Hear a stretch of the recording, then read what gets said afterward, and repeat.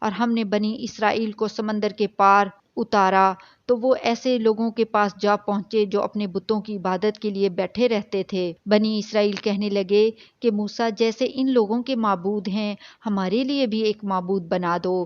فرمایا کہ تم بڑے ہی جاہل لوگ ہو، یہ لوگ جس شغل میں پھنسے ہوئے ہیں وہ برباد ہونے والا ہے، اور جو کام یہ کرتے ہیں سب بیہودہ ہیں۔ فرمایا کیا میں اللہ کے سوا تمہارے لیے کوئی اور معبود تلاش کروں، حالانکہ اس نے تم کو تمام اہل عالم پر فضیلت بخشی ہے؟ اور ہمارے ان احسانوں کو یاد کرو جب ہم نے تم کو فرعونیوں کے ہاتھ سے نجات بخشی۔ وہ لوگ تم کو بڑا دکھ دیتے تھے، تمہارے بیٹوں کو تو قتل کر ڈالتے تھے اور بیٹیوں کو زندہ رہنے دیتے تھے، اور اس میں تمہارے پروردگار کی طرف سے بڑی آزمائش تھی۔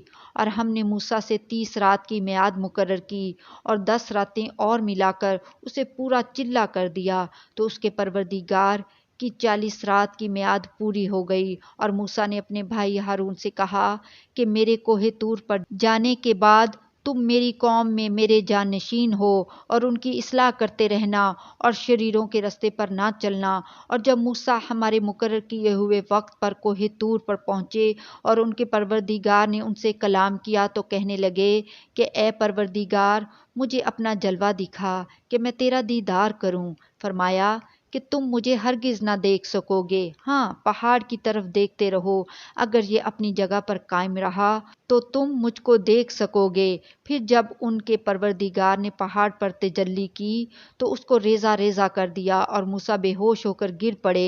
پھر جب ہوش میں آئے تو کہنے لگے کہ تیری ذات پاک ہے اور میں تیرے حضور میں توبہ کرتا ہوں، اور جو ایمان لانے والے ہیں ان میں سب سے اول ہوں۔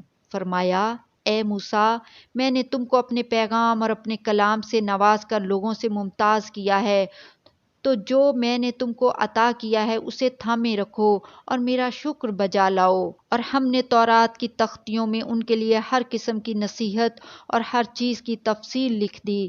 پھر ارشاد فرمایا کہ اسے مضبوطی سے تھامے رہو اور اپنی قوم سے بھی کہہ دو کہ ان باتوں پر بہت اچھی طرح عمل کریں، میں عنقریب تم کو نافرمان لوگوں کا گھر دکھاؤں گا۔ جو لوگ زمین میں ناحق تکبر کرتے ہیں ان کو اپنی آیتوں سے پھیر دوں گا، اگر یہ سب نشانیاں بھی دیکھ لیں تب بھی ان پر ایمان نہ لائیں، اور اگر بھلائی کا رستہ دیکھیں تو اسے اپنا رستہ نہ بنائیں، اور اگر برائی کی راہ دیکھیں تو اسے رستہ بنا لیں۔ یہ اس لیے کہ انہوں نے ہماری آیات کو جھٹلایا اور ان سے غفلت کرتے رہے، اور جن لوگوں نے ہماری آیتوں اور آخرت کی پیشی کو جھٹلایا ان کے اعمال ضائع ہو جائیں گے۔ یہ جیسے عمل کرتے ہیں ویسا ہی ان کو بدلہ ملے گا۔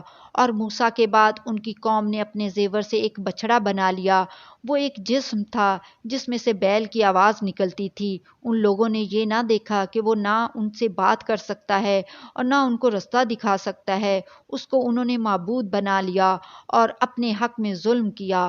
اور جب وہ نادم ہوئے اور دیکھا کہ گمراہ ہو گئے ہیں تو کہنے لگے کہ اگر ہمارا پروردگار ہم پر رحم نہیں کرے گا اور ہم کو معاف نہیں فرمائے گا تو ہم برباد ہو جائیں گے۔ اور جب موسیٰ اپنی قوم میں نہایت غصے اور افسوس کی حالت میں واپس آئے تو کہنے لگے کہ تم نے میرے بعد بہت ہی برا کام کیا، کیا تم نے اپنے پروردگار کا حکم جلد چاہا؟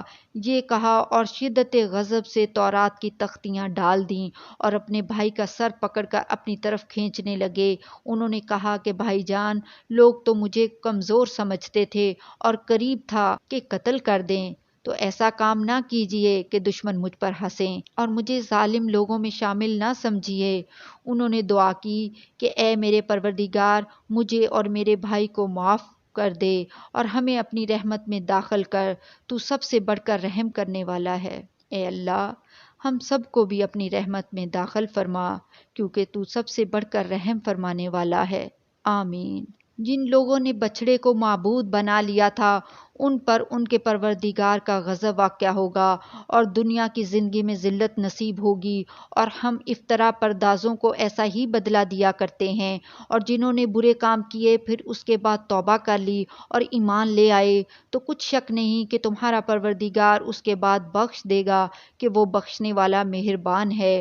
اور جب موسیٰ کا غصہ ٹھنڈا ہوا تو تورات کی تختیاں اٹھا لیں اور جو کچھ ان میں لکھا تھا وہ ان لوگوں کے لیے جو اپنے پروردگار سے ڈرتے ہیں ہدایت اور رحمت تھی۔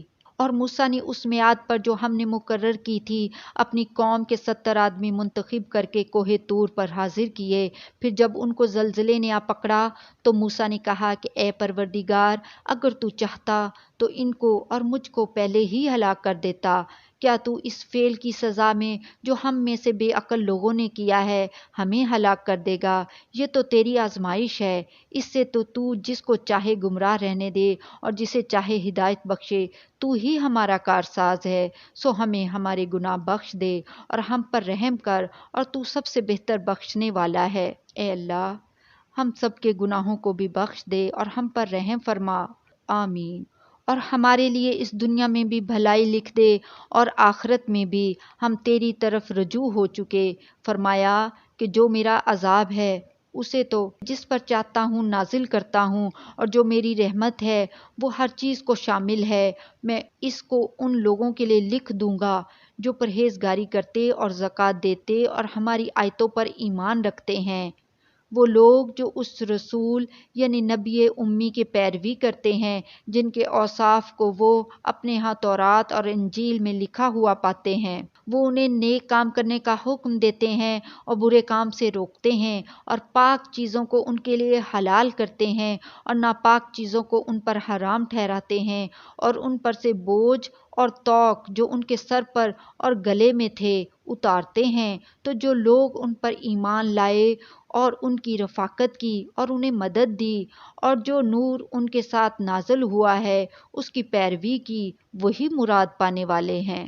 اے نبی، کہہ دو کہ لوگوں، میں تم سب کی طرف اس اللہ کا بھیجا ہوا ہوں جو آسمانوں اور زمین کا بادشاہ ہے، اس کے سوا کوئی معبود نہیں، وہی زندگانی بخشتا ہے اور وہی موت دیتا ہے۔ تو اللہ پر اور اس کے رسول پیغمبر امی پر جو اللہ پر اور اس کے تمام کلام پر ایمان رکھتے ہیں ایمان لاؤ اور ان کی پیروی کرو تاکہ ہدایت پاؤ۔ اور قوم موسیٰ میں کچھ لوگ ایسے بھی ہیں جو حق کا رستہ بتاتے ہیں اور اسی کے مطابق انصاف کرتے ہیں، اور ہم نے ان کو یعنی بنی اسرائیل کو الگ الگ کر کے 12 قبیلے اور بڑی بڑی جماعتیں بنا دیا۔ اور جب موسیٰ سے ان کی قوم نے پانی طلب کیا تو ہم نے ان کی طرف وحی بھیجی کہ اپنی لاٹھی پتھر پر مار دو، تو اس میں سے 12 چشمے پھوٹ نکلے، اور سب لوگوں نے اپنا اپنا گھاٹ معلوم کر لیا۔ اور ہم نے ان کے سروں پر بادل کو سائبان بنائے رکھا اور ان پر من و سلوہ اتارتے رہے، اور ان سے کہا کہ جو پاکیزہ چیزیں ہم تمہیں دیتے ہیں انہیں کھاؤ۔ اور ان لوگوں نے ہمارا کچھ نقصان نہیں کیا بلکہ جو نقصان کیا اپنا ہی کیا۔ اور یاد کرو جب ان سے کہا گیا کہ اس شہر میں سکونت اختیار کر لو اور اس میں جہاں سے جی چاہے کھانا پینا، اور ہاں شہر میں جانا تو حطۃ کہنا اور دروازے میں داخل ہونا تو سجدہ کرتے ہوئے، تو ہم تمہارے گناہ معاف کر دیں گے اور نیکی کرنے والوں کو اور زیادہ دیں گے۔ مگر جو ان میں سے ظالم تھے انہوں نے اس لفظ کو جس کا ان کو حکم دیا گیا تھا بدل کر اس کی جگہ اور لفظ کہنا شروع کیا، تو ہم نے ان پر آسمان سے عذاب بھیجا اس لیے کہ وہ ظلم کرتے تھے۔ اور ان سے اس گاؤں کا حال تو پوچھو جو لبے دریا واقع تھا، جب وہ لوگ ہفتے کے دن کے بارے میں حد سے تجاوز کرنے لگے، جبکہ ان کے تعطیل کے دن یعنی سنچر کو مچھلیاں ان کے سامنے پانی کے اوپر آتیں، اور جب ہفتے کا دن نہ ہوتا تو نہ آتیں۔ اسی طرح ہم ان لوگوں کو ان کی نافرمانیوں کے سبب آزمائش میں ڈالنے لگے